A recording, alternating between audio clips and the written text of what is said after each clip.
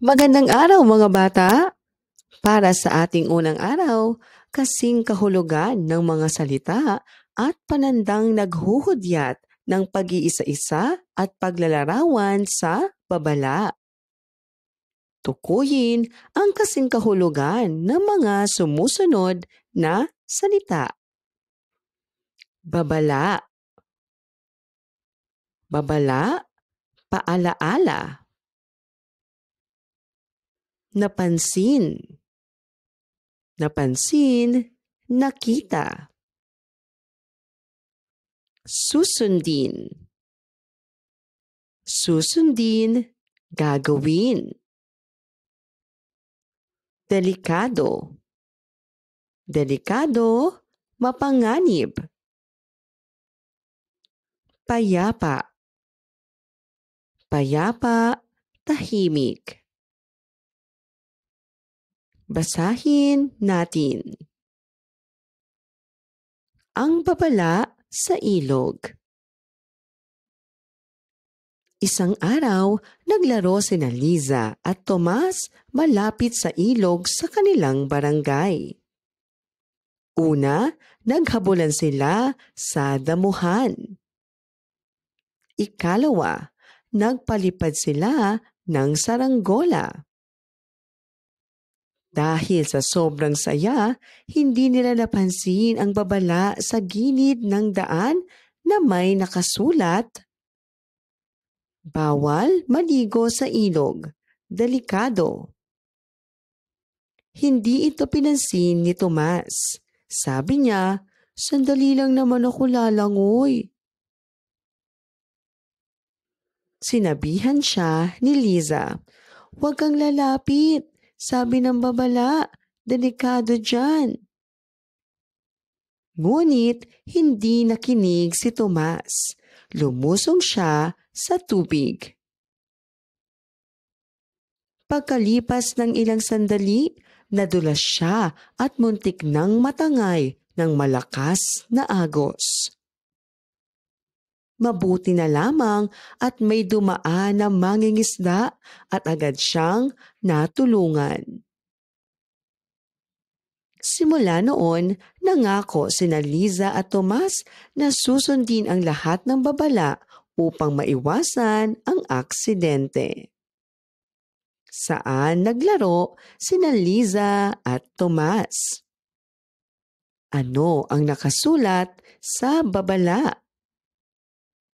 Ano ang ginawa ni Tomas kahit may babala? Ano ang nangyari sa kanya pagkatapos? Ano ang natutunan nila sa nangyaring iyon? Bakit kailangan nating sumunod sa mga babala? Tukuyin kung anong babala ang ipinahihiwatig ng mga simbolo.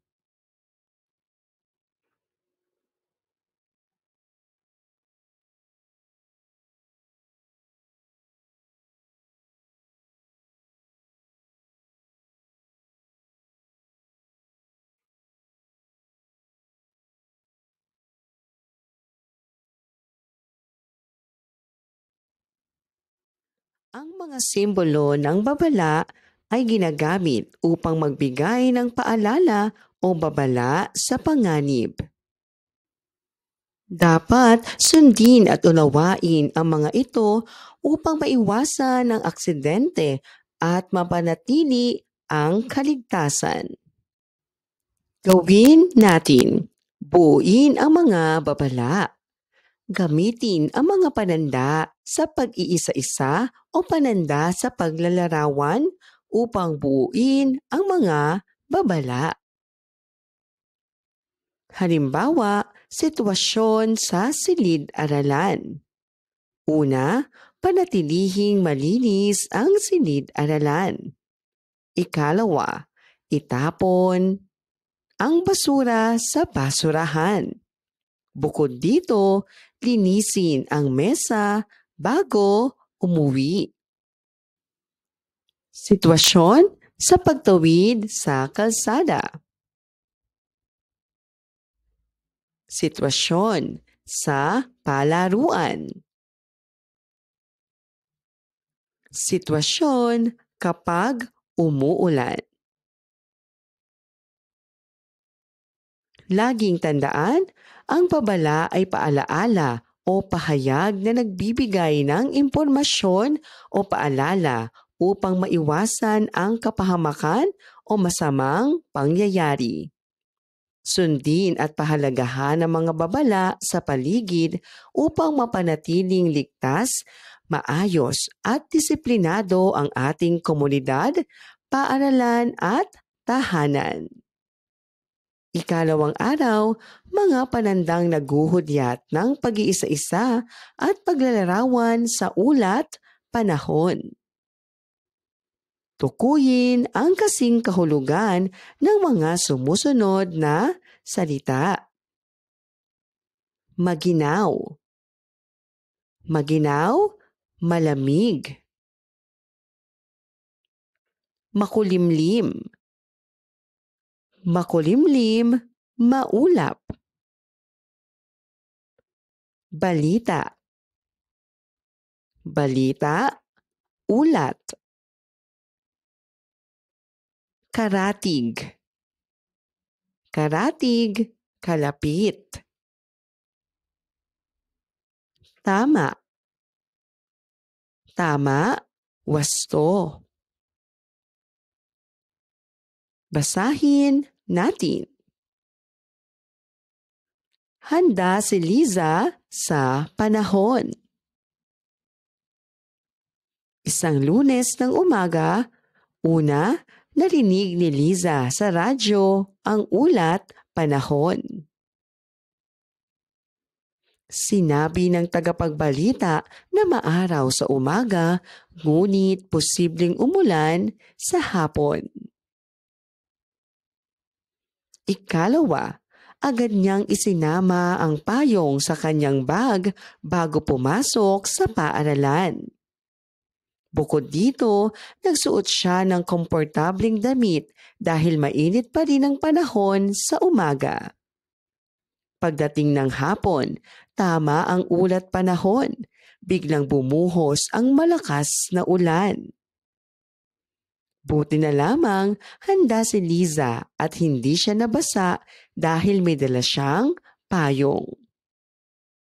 Sa huli, natutunan ni Liza na mahalagang makinig sa ulat, panahon upang maging handa sa anumang pagbabago ng panahon. Ano ang narinig ni Liza sa radyo isang umaga? Ano ang ginawa ni Liza matapos marinig ang ulat, panahon? Ano ang aral na natutunan ni Liza mula sa kanyang karanasan? Ano ang ulat, panahon? Ang ulat, panahon ay impormasyon tungkol sa lagay ng panahon sa isang lugar.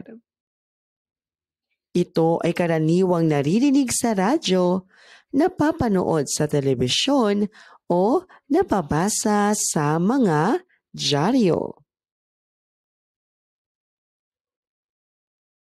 Gawin natin. Buuin ang maikling ulat, panahon ng mga panandang. Una, ikalawa. Bukod dito, samantala, sa huli.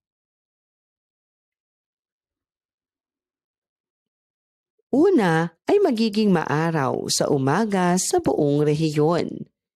Ikalawa ay mararanasan ang mahihinang pag-ulan sa hapon.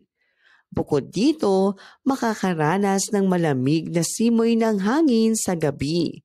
Samantala, maaliwalas naman ang panahon sa mga karatig na lalawigan. Sa huli, inaasahan ang maayos na panahon sa buong maghapon. Laging tandaan, ang ulat, panahon ay nagbibigay ng impormasyon tungkol sa lagay ng panahon upang tayo ay maging handa at ligtas sa anumang sitwasyon. Sa paggawa ng ulat, panahon, gumamit ng malinaw at maayos na pananalita upang madaling maunawaan ng tagapakinig o mambabasa. Ikatlong araw, mga panandang naghuhudyat ng pagsusunod-sunod sa patalastas.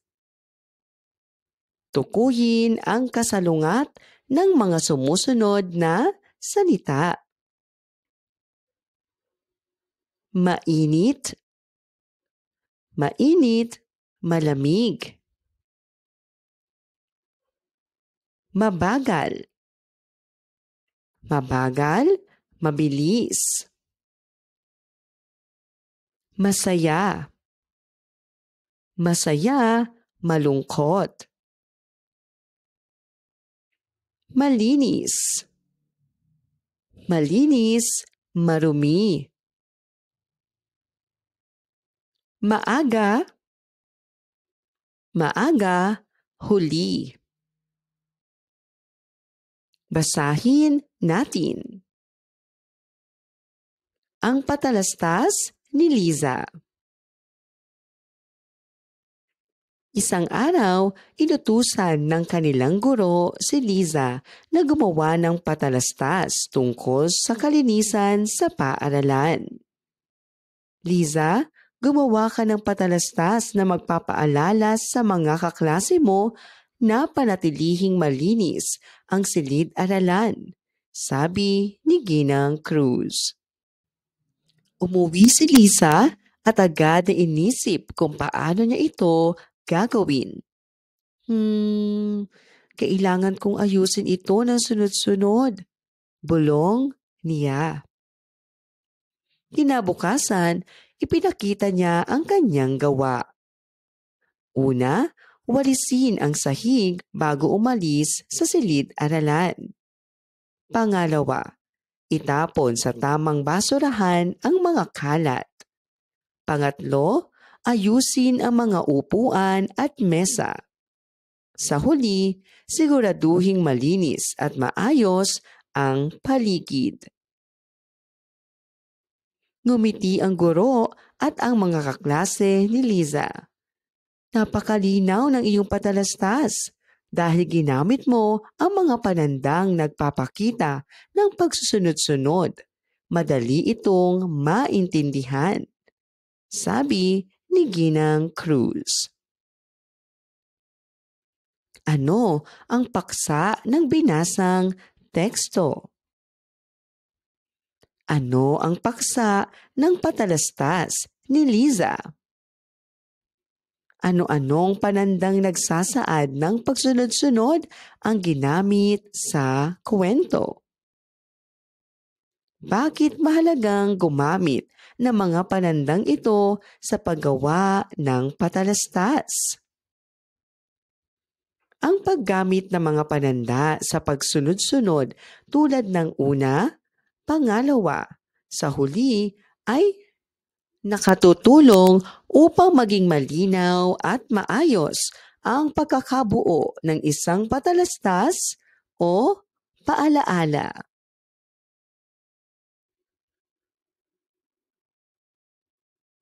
Gawin natin. Basahin ang bawat patalastas. Sa lungguhitan ang mga salitang nagsasaad ng pagsusunod-sunod ng mga pangyayari tulad ng una, pagkatapos, pangalawa, sa huli, at iba pa. Una, maglinis ng silid-aralan. Pangalawa, itapon ang mga kalat sa basurahan. Sa huli, ayusin ang mga upuan bago umuwi. Ang mga panandang pagsunod-sunod ay una, pangalawa, sa huli.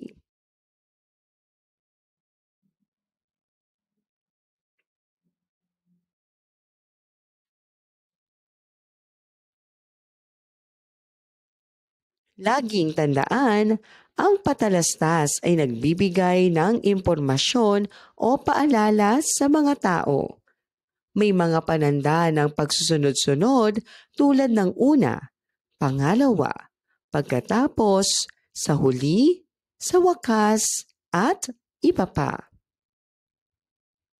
Ika-4 na araw, pagsusunod-sunod ng mga pangyayaring pangkalikasan sa bansa.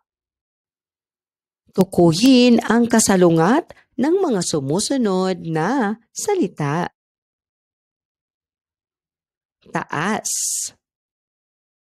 taas, baba.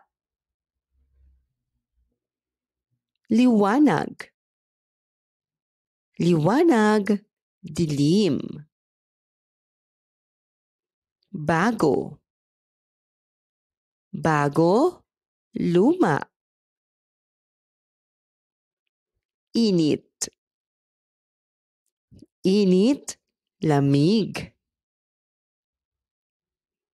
Mabilis, mabilis, mabagal.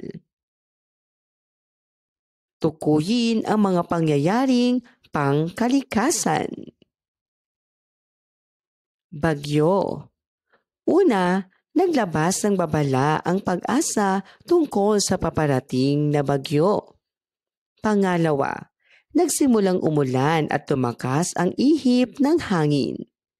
Kasunod nito, tumaas ang tubig sa mga kalsada at nagkaroon ng pagbaha. Sa wakas, humupa ang ulan at nagsimula ng maglinis ang mga tao sa paligid. Baha. Una, umulan ng malakas buong magdamag. Pagkatapos, napuno ng tubig ang mga kanal at estero. Kasunod nito, nagsimulang tumaas ang tubig sa mga kalsada. Sa wakas, bumuti na ang panahon at nagsimula ng maglinis ang mga mamamayan.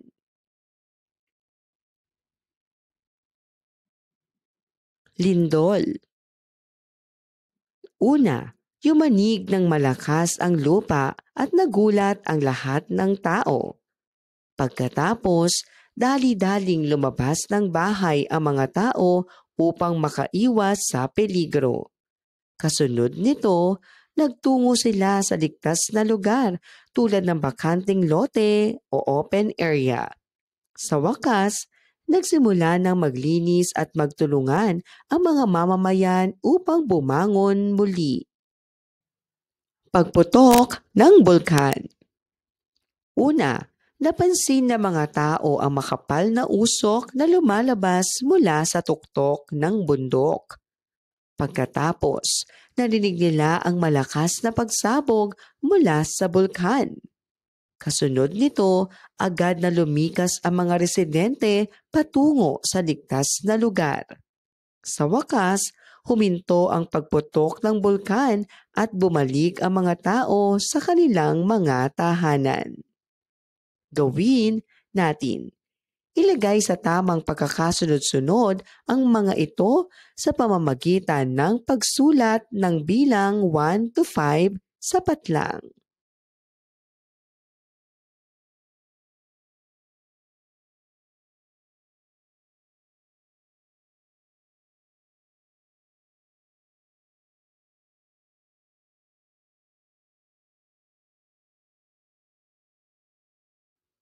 Laging tandaan, ang panandang naghuhudyat ng pagsunod-sunod ay mga salitang ginagamit upang maayos nating maipakita ang pagkakasunod-sunod ng mga pangyayari.